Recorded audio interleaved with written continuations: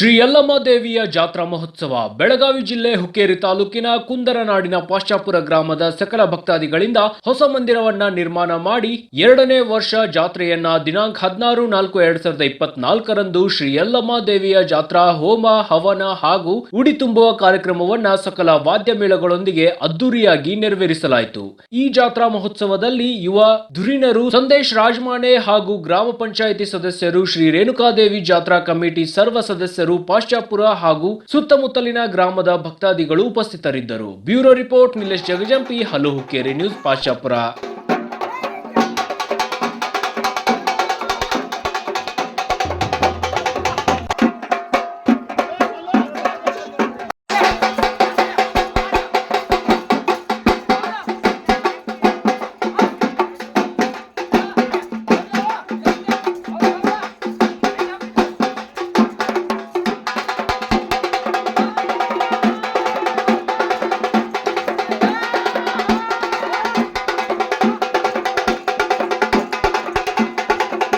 ಒಂದು ವರ್ಷದ ಕಟ್ಟಡ ನಿರ್ಮಾಣವಾದ ಮೇಲೆ ಫಸ್ಟ್ ಟೈಮ್ ಜಾತ್ರೆಯನ್ನು ಹಮ್ಮಿಕೊಂಡಿದ್ದರು.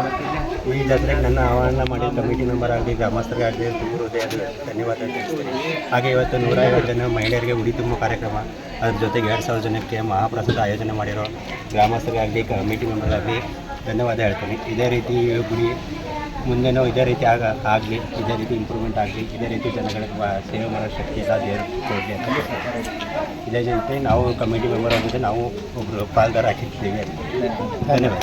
ಹುಕ್ಕೇರಿ ತಾಲೂಕಿನ ಪಾಶ್ಚಾಪುರ ಗ್ರಾಮದಲ್ಲಿ ಶ್ರೀ ಯಲ್ಲಮ್ಮ ದೇವಿ ದೇವಸ್ಥಾನ ಕಟ್ಟಡಗೊಂಡು ಪ್ರಥಮ ವರ್ಷದ ಕಾರ್ಯಕ್ರಮವನ್ನು ಹಮ್ಮಿಕೊಂಡಿದ್ದೇವೆ. ಜೊತೆಗೆ ದವದ ಹುಂಡಿ ಕಾರ್ಯಕ್ರಮವನ್ನು ಹಮ್ಮಿಕೊಂಡಿದ್ದು, ವಿಶೇಷವಾಗಿ ನಮ್ಮ ಎಲ್ಲ ಕಮಿಟಿಯ ಸದಸ್ಯರು, ಗ್ರಾಮಸ್ಥರು ಒಳ್ಳೆಯ ರೀತಿ ಸಹಕಾರವನ್ನು ಕೊಟ್ಟಿದ್ದಾರೆ. ಜೊತೆಗೆ ಇವತ್ತು ನಮ್ಮ ಕರೆಗೆ ಊಟ ಆಗಮಿಸಿದಂತಹ ಸಂದೇಶನ ಕೂಡ ವಿಶೇಷವಾಗಿ ಅವರನ್ನು ಸ್ವಾಗತಿಸ್ಕೊಳ್ತೇನೆ. ಯಾಕಂತಂದರೆ ಪ್ರತಿಯೊಂದು ಕಾರ್ಯಕ್ರಮಕ್ಕಾಗಿದ್ದರೂ ಕೂಡ ಸಣ್ಣ ಕಾರ್ಯಕ್ರಮ ಇರಲಿ, ದೊಡ್ಡ ಕಾರ್ಯಕ್ರಮ ಇರಲಿ, ಆ ಕಾರ್ಯಕ್ರಮ ಯಶಸ್ವಿ ಆಗಬೇಕು, ಅದಕ್ಕೆ ನಾವು ಸಹಕಾರ ಕೊಡಬೇಕನ್ನುವಂಥ ಮನಸ್ಥಿತಿಯನ್ನು ಸಂದೇಶನ ರಾಜಮಾನಿ ಅವರು ಹೊಂದಿದ್ದಾರೆ. ಜೊತೆಗೆ ನಮ್ಮ ಇವತ್ತಿನ ಪಂಚಾಯತಿ ಎಲ್ಲ ಸದಸ್ಯರು ಕೂಡ ಆಗಮಿಸಿದ್ದಾರೆ, ಯಶಸ್ವಿಯಾಗಿದೆ. ಇಂತಹ ಕಾರ್ಯಕ್ರಮ ಇನ್ನಷ್ಟು ಡೆವಲಪ್ಮೆಂಟ್ ಆಗಬೇಕು. ಇದು ಎಲೆಮರೆಕಾಯಿ ಅಂತ ಪಾಶ್ಚಾಪುರ ಗ್ರಾಮದಲ್ಲಿ ಈಗ ಅಭಿವೃದ್ಧಿ ಹೊಳ್ತಾ ಇದೆ. ಇನ್ನೊಟ್ಟು ಜಾಸ್ತಿ ಇದಕ್ಕೆ ಸರ್ಕಾರ ಸಹಾಯ ದೊರಕಿದ್ದಲ್ಲಿ ಇನ್ನೂ ಕೂಡ ಅನೇಕ ನಾವು ಅಭಿವೃದ್ಧಿ ಕೆಲಸಗಳನ್ನು ಕೂಡ ಹಮ್ಮಿಕೊಂಡಿದ್ದೇವೆ. ಎಲ್ಲ ರಾಜಕೀಯ ಪಕ್ಷದವರು ಎಲ್ಲ ಜಾತ್ಯತೀತವಾಗಿ ಇದಕ್ಕೆ ಸರ್ಕಾರ ಮತ್ತು ಸಹಾಯವನ್ನು ಮಾಡ್ತಾ ಇದ್ದಾರೆ.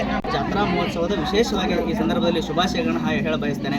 ಅದೇ ರೀತಿಯಾಗಿ ನಮ್ಮ ಕಮಿಟಿ ಕೂಡ ಸದಸ್ಯರಿದ್ದಾರೆ, ಅವರು ಕೂಡ ಈ ಸಂದರ್ಭದಲ್ಲಿ ಉಪಸ್ಥಿತರಿದ್ದು ಈ ಕಾರ್ಯಕ್ರಮವನ್ನು ಎಷ್ಟು ಧನ್ಯವಾದಗಳನ್ನ ಈ ಸಂದರ್ಭದಲ್ಲಿ ನಾನು ಹೇಳಿಕೊಳ್ತೀನಿ.